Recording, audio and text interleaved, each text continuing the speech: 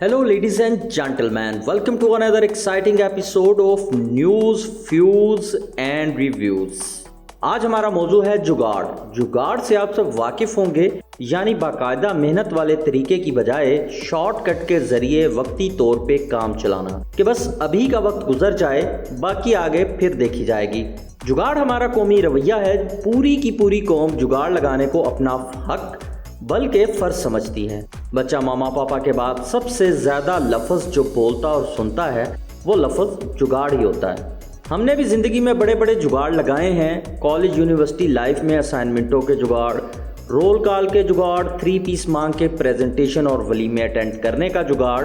لیکن جو جگاڑ کا آئیڈیا نسیم شاہ کے دماغ میں آیا وہ ہم جیسوں کے دماغ میں بھی کبھی نہیں آ سکا.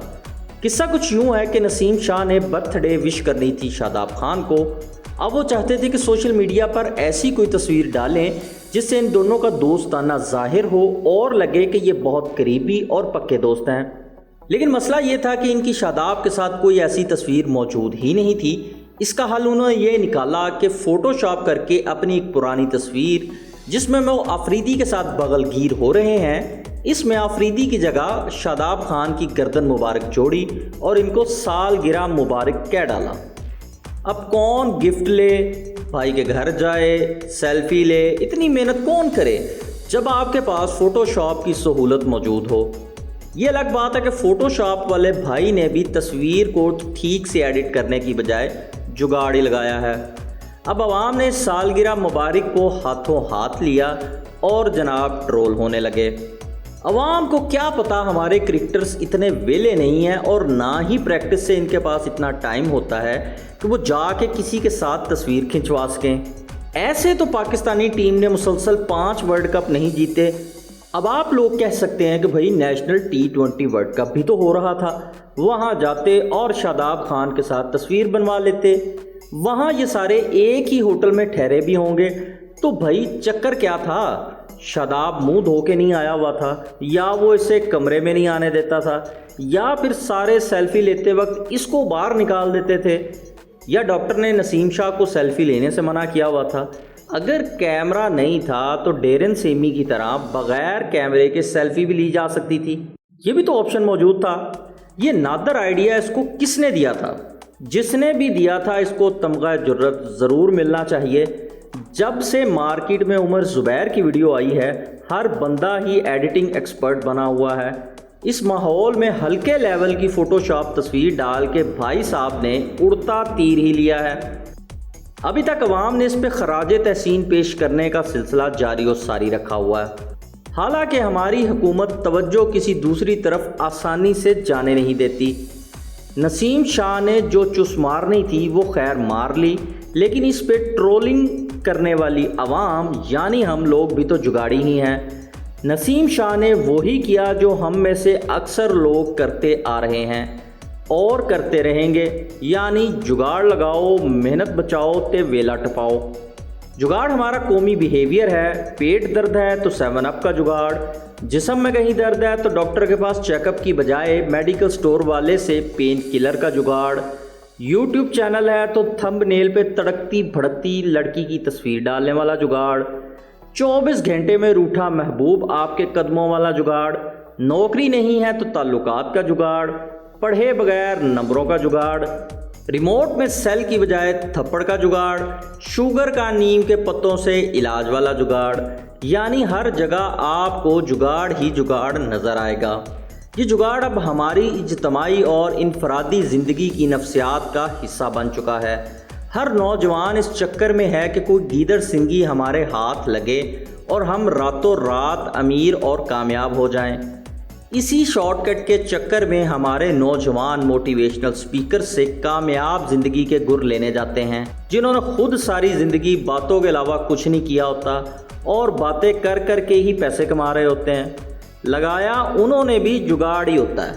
یہاں تک کہ ہمارے پورے کے پورے ادارے ہی جگاڑ پر چل رہے ہیں، جن کی حکمت عملی بس یہی ہے کہ جگاڑ لگا کے ٹائم پاس کریں، ریٹائرمنٹ لیں اور گھر جائیں. ہم پوری زندگی میں سب سے زیادہ بہترین طریقے سے پلاننگ جو کرتے ہیں وہ جگاڑ کی ہی پلاننگ ہوتی ہے. اس سب جگاڑی ماحول میں بیچارے نسیم شاہ کا کیا قصور جو بیچارہ ابھی تک جگاڑ لگانے کی وجہ سے ٹرول ہو رہا ہے۔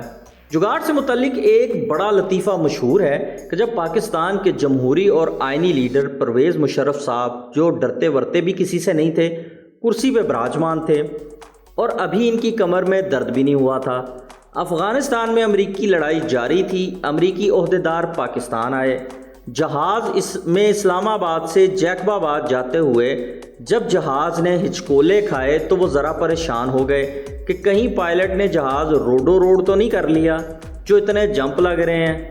پائلٹ بولا فکر نہ کریں، کوئی جگاڑ کرتے ہیں، آپ نے ٹینشن نہیں لینی۔